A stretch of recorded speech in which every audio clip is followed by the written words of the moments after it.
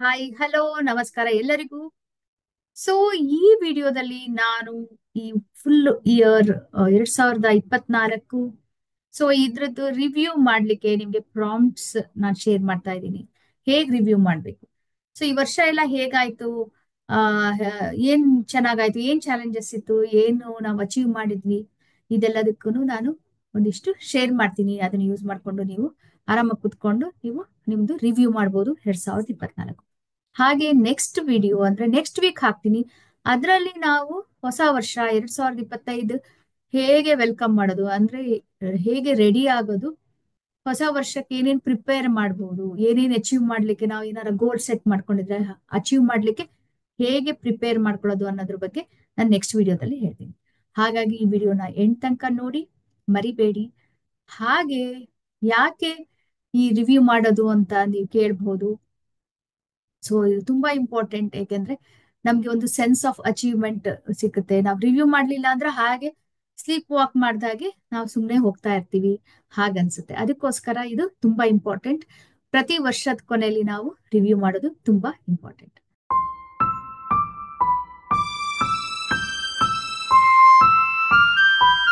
So ಇದು review, ಇದು video ಶುರು ಮಾಡೋದಕ್ಕಿಂತ ಮುಂಚೆ ನೀವು ಬುಕ್, ಜರ್ನಲ್ ಅಥವಾ ನೋಟ್ಬುಕ್ ತಗೊಳ್ಳಿ, ಪೆನ್ ಇಟ್ಕೊಳ್ಳಿ. ಹಾಗೆ ನೀವು ಕಂಪ್ಯೂಟರ್ ನಲ್ಲಿ ಬೇಕಾದ್ರೂ ಮಾಡ್ಬೋದು ಇದನ್ನ ರಿವ್ಯೂ. ಹಾಗೆ ಇದ್ರಲ್ಲಿ ಕೂಡ ಮಾಡ್ಬೋದು, ಮೊಬೈಲ್ ನಲ್ಲಿ ಕೂಡ ಮಾಡಬಹುದು. So start ಮಾಡೋಣವಾ? ಸೊ ನಿಮಗೆ ಗೊತ್ತಿರೋ ಹಾಗೆ ಇವತ್ತು 24ನೇ ತಾರೀಕು ಡಿಸೆಂಬರ್, ಇನ್ನು 6-7 ದಿನ, ಸೊ ಎಕ್ಸಾಕ್ಟ್ಲಿ 1 ವೀಕ್ ಆದ್ಮೇಲೆ ಹೊಸ ವರ್ಷ ಶುರು ಆಗುತ್ತೆ. ಅದಕ್ಕೋಸ್ಕರ ನಾನು ಈ ವಿಡಿಯೋದಲ್ಲಿ ನಿಮ್ಗೆ ಈಗ ಹಿಂದೆ ಮತ್ತೆ ವಾಪಸ್ 2024 ರೀಪ್ಲೇ ಮಾಡಿ ಅಂತ ಹೇಳ್ತಾ ಇದ್ದೀನಿ. ಸೊ ಅದು ರೀಪ್ಲೇ ಮಾಡ್ಬಿಟ್ಟು ಹೇಗಾಯ್ತು ಅಂತ ಎಲ್ಲಾನು ನೀವು ಅದನ್ನ ಅನಲೈಸ್ ಮಾಡ್ಲಿಕ್ಕೆ ಅಥವಾ ಮತ್ತೊಂದ್ಸಲ ಎಕ್ಸ್ಪೀರಿಯನ್ಸ್ ಮಾಡ್ಕೊಳಕ್ಕೆ ಹೆಲ್ಪ್ ಆಗೋಕೆ ನಾನು ಪ್ರಾಂಪ್ಟ್ಸ್ ನ ಶೇರ್ ಮಾಡ್ತೀನಿ.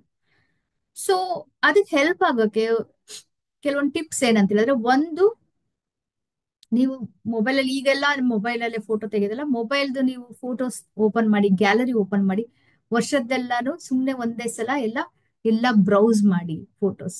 ಅವಾಗ ಒಂದು ನಿಮ್ಗೆ ಟ್ರಿಗರ್ ಆಗುತ್ತೆ, ನಿಮ್ಗೆ ಹೆಲ್ಪ್ ಆಗುತ್ತೆ.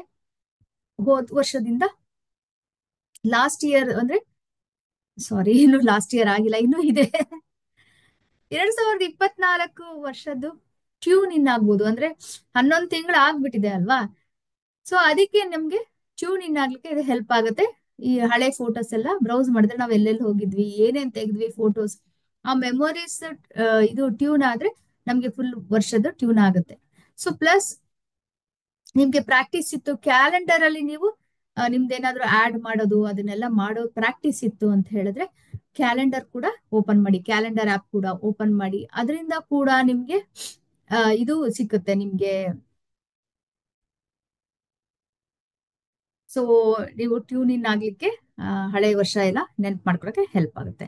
ಸಪೋಸ್ ನೀವು ಕ್ಯಾಲೆಂಡರ್ ಅಲ್ಲಿ ಹಾಕಿಲ್ಲ ಅಂದ್ರೆ ನೀವು ಡೈರಿನಲ್ಲಿ ಹಾಕಿದ್ದೀರಾ, ಡೈರಿನಲ್ಲಿ ಬರ್ಕೋತೀರಾ ನೀವು ಎಲ್ಲ ಆ, ಏನೇನ್ ಮಾಡ್ಬೇಕು ಅಂತ ಪ್ಲಾನ್ಸ್ ಅಥವಾ ಟು ಡೂ ಲಿಸ್ಟ್ ಎಲ್ಲ ಮಾಡ್ತೀರಾ ಅಂತ ಅಂದ್ರೆ, ಡೈರಿ ಎಲ್ಲಿ ನೀವು ಬರ್ಕೋತೀರಾ, ನೀವೆಲ್ಲ ಏನೇನ್ ಮಾಡ್ತೀರಾ ಕೆಲಸಗಳು ಅಂತ ಟಾಸ್ಕ್, ಅದನ್ನ ಓಪನ್ ಮಾಡಿ ಒಂದ್ಸಲ ಬ್ರೌಸ್ ಮಾಡಿ.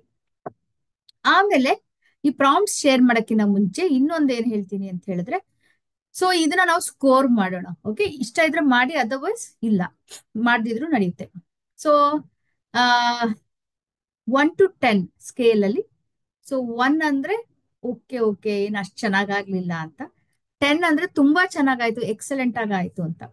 ಸೊ ಹಾಗೆ ಪ್ರತಿ ಒಂದು ನಾನು ಏನ್ ಪ್ರಾಂಪ್ಟ್ ಹೇಳ್ತೀನಿ ಅದನ್ನ 1 to 10 ಅಲ್ಲಿ ಸ್ಕೋರ್ ಮಾಡಿ.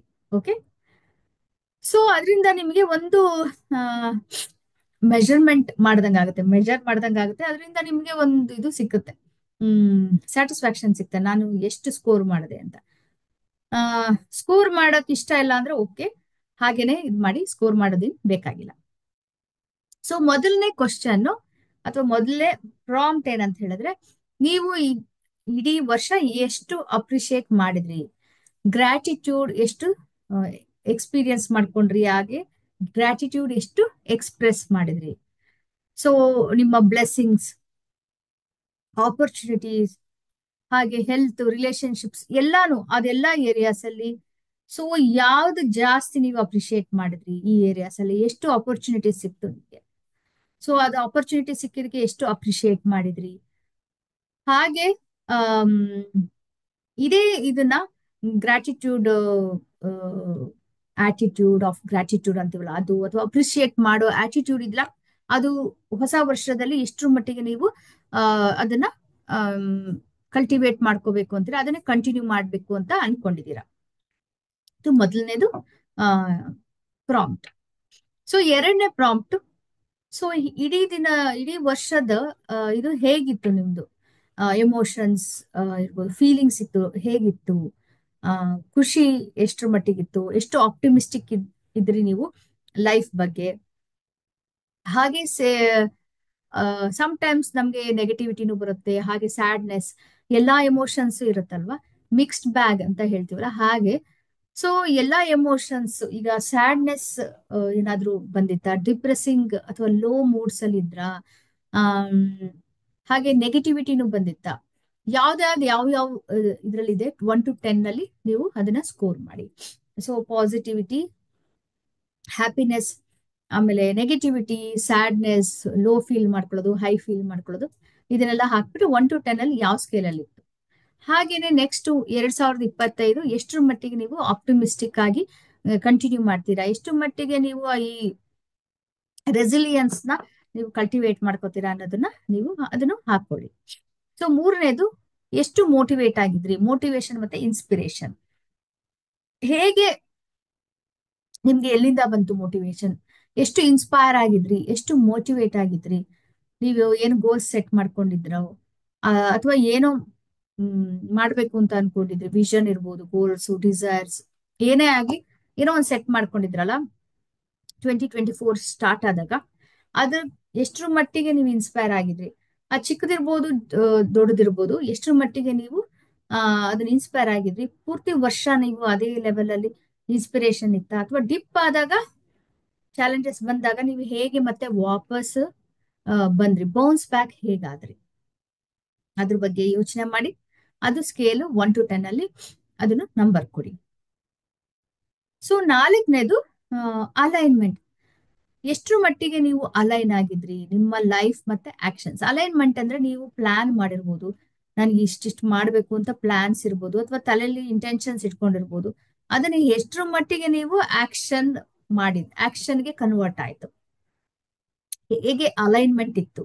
ಅಂದ್ಕೊಂಡಿದ್ದು ಕೆಲವು ಸಲ ಆ ಸುಮ್ನೆ ತಲೆಯಲ್ಲಿ ಇದು ಎಂತ ಹೇಳ್ತಾರೆ, ಎಂತ ಮಹಲ್ ಅಂತ ಹೇಳ್ತಾರೆ, ಅದು ಕನಸಿಂದು ಇದು ಅಂತ ಹೇಳ್ತಾರಲ್ಲ, ಆ ಎಂತದು ಅರಮನೆ ಅಂತ ಏನೋ ಹೇಳ್ತಾರೆ, ನನ್ಗೆ ನೆನಪಾಗ್ತಿಲ್ಲ. ಸೊ ಆ ಕನಸಿನ ಮಹಲ್ ಇದು ಅಂತೀವಲ್ಲ, ಹಾಗೆ ಸುಮ್ನೆ ಬರೀ ಕನಸಷ್ಟೇ ಕಾಣ್ತಾ ಇದ್ರು, ಅಥವಾ ಅದನ್ನ ಕೆಲವು ಕನಸುಗಳನ್ನ ನೀನ್ ನನಸು ಮಾಡ್ಲಿಕ್ಕೆ ಆಕ್ಷನ್ಸ್ ತಗೊಂಡ್ರ.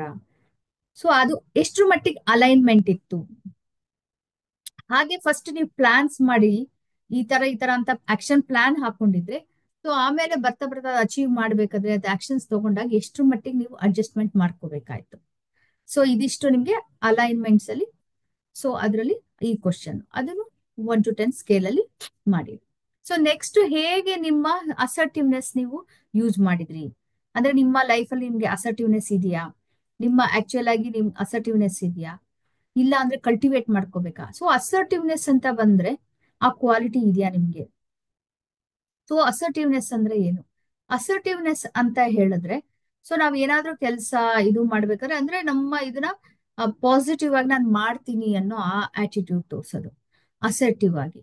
ಸೊ ಅದಿತ್ತ, ಸೊ ನಿಮ್ಮ ಇದನ್ನ ಲೈಫ್ ನ ನೀವೇ ಇನ್ಚಾರ್ಜ್ ಆಗಿದ್ರ, ನಿಮ್ ಕಂಟ್ರೋಲ್ ಅಲ್ಲಿ ಇತ್ತ ನಿಮ್ ಲೈಫ್, ಅಂದ್ರೆ ನೀವೇನ್ ಆಕ್ಚುಲಿ ನೀವು ಏನ್ ಗೋಲ್ ಸೆಟ್ ಮಾಡ್ಕೊಂಡಿದ್ರ ಅದೆಲ್ಲ ಮಾಡ್ಲಿಕ್ಕೆ.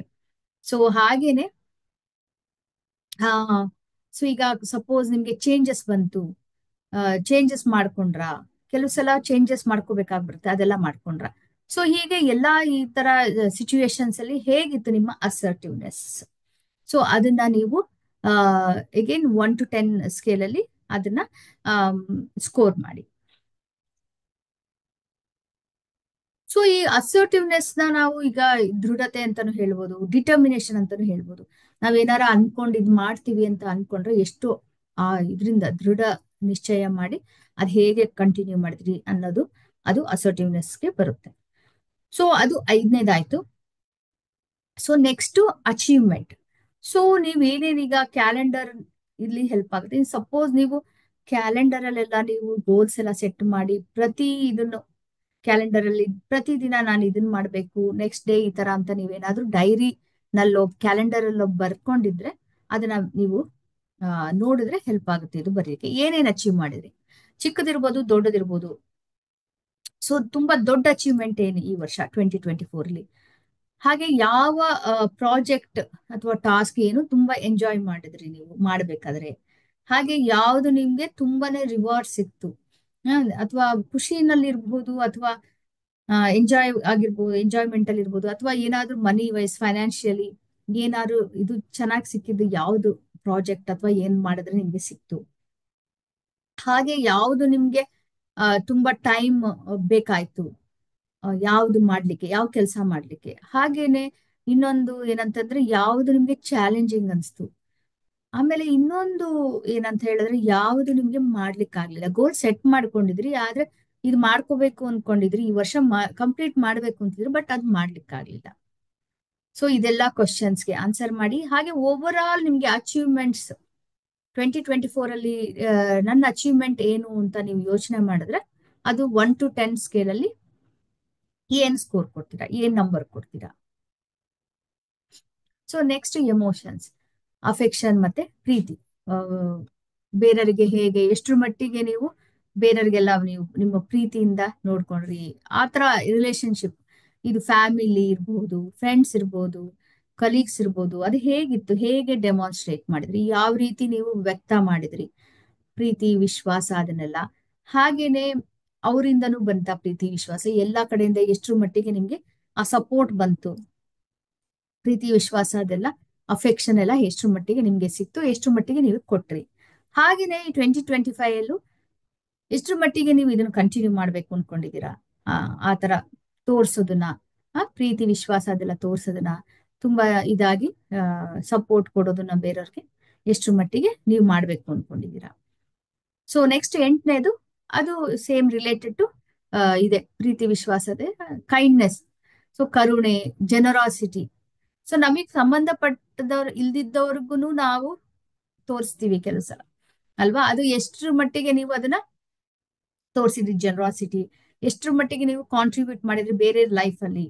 ಸೊ ಅವ್ರಿಗೆ ಹೆಲ್ಪ್ ಮಾಡಿದ್ರಿ, ಎಷ್ಟ್ರ ಮಟ್ಟಿಗೆ ಎಷ್ಟ್ ಜನಕ್ಕೆ ಹೆಲ್ಪ್ ಮಾಡಿದ್ರಿ, ಸಿಚುವೇಶನ್ ಬಂದಾಗ ನೀವು ನಿಮ್ ಸಪೋರ್ಟ್ ತೋರಿಸಿದ್ರಾ, ಎಷ್ಟು ಹೆಲ್ಪ್ ಮಾಡಿದ್ರಿ, ಎಷ್ಟು ಕೈಂಡ್ನೆಸ್ ತೋರಿಸಿದ್ರಿ.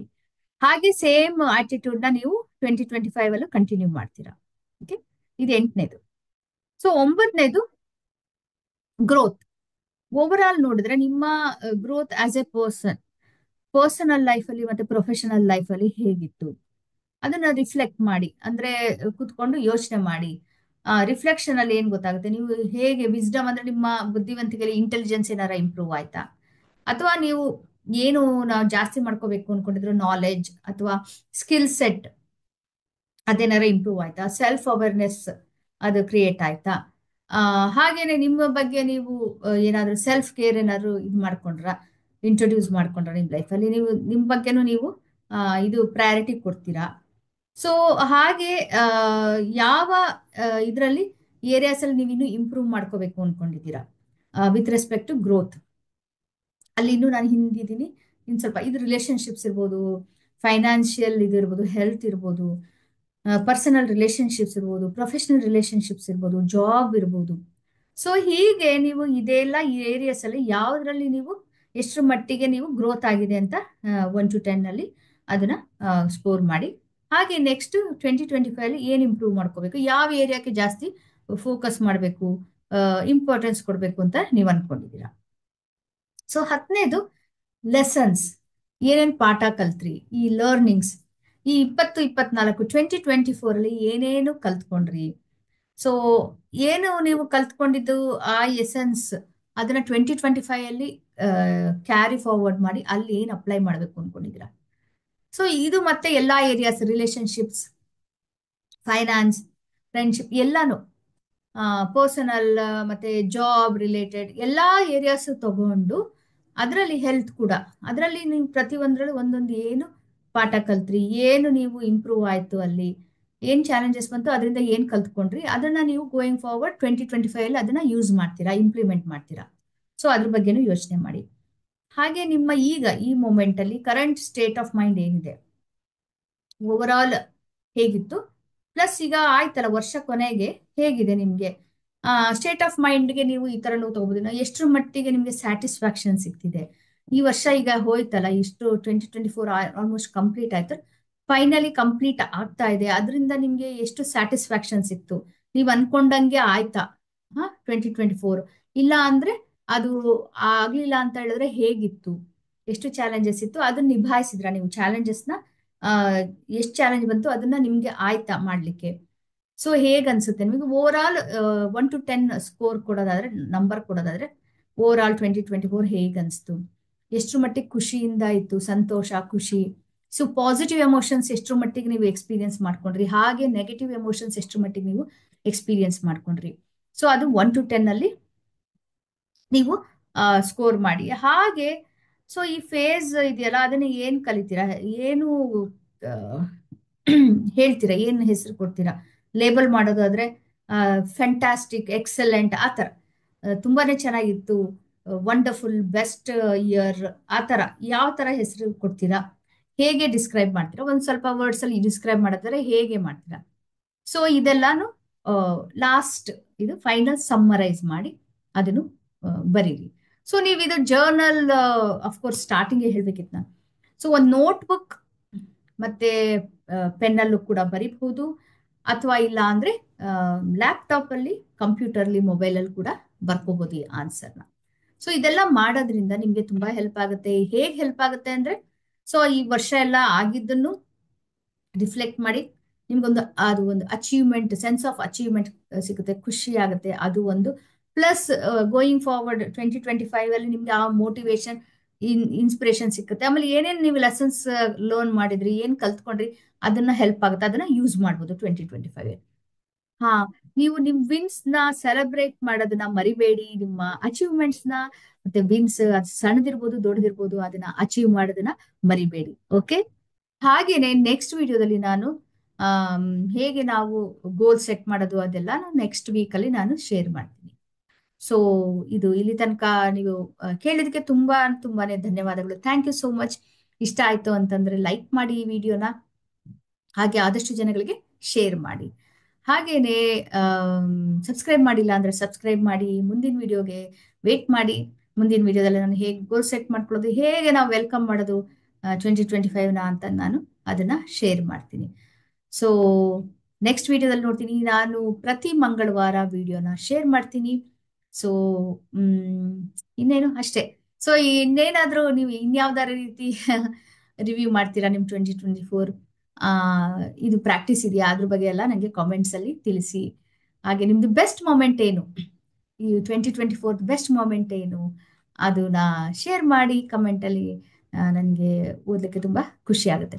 ಹಾಗೆ ಸೋಷಿಯಲ್ ಮೀಡಿಯಾದಲ್ಲಿ ನನ್ನ ಫಾಲೋ ಮಾಡಿ, ಇನ್ಸ್ಟಾಗ್ರಾಮ್ ಮತ್ತೆ ಫೇಸ್ಬುಕ್ ಅಲ್ಲಿ ನಾನು ಲಿಂಕ್ಸ್ ನ ಡಿಸ್ಕ್ರಿಪ್ಷನ್ ಅಲ್ಲಿ ಕೊಟ್ಟಿರ್ತೀನಿ. ಸೊ ಮತ್ತೆ ನೆಕ್ಸ್ಟ್ ವಿಡಿಯೋದಲ್ಲಿ ನೋಡೋಣ. ಅಲ್ಲಿ ತನಕ please take care of your self. Tata, bye bye.